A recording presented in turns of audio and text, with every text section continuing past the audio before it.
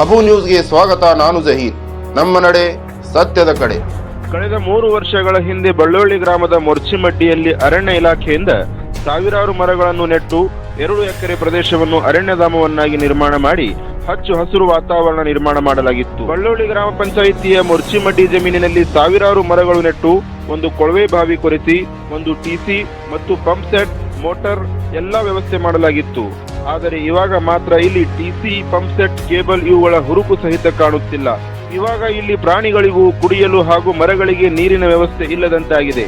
ಅರಣ್ಯಧಾಮದಲ್ಲಿ ಪ್ರಾಣಿಗಳಿಗೆ ವಿಶ್ರಾಂತಿ ಪಡೆಯಲು ಬಂದಂತಹ ಜನರಿಗೆ ಕುಡಿಯಲು ನೀರು ಸಹ ಸಿಗುವುದಿಲ್ಲ. ಸರ್ಕಾರದಿಂದ ಕೊರೆಸಲಾದ ಕೊಳವೆ ಬಾವಿ, ವಿದ್ಯುತ್ ಸಂಪರ್ಕ, ಟಿಸಿ ಇವೆಲ್ಲವೂ ಕಾಣೆಯಾಗಿವೆ.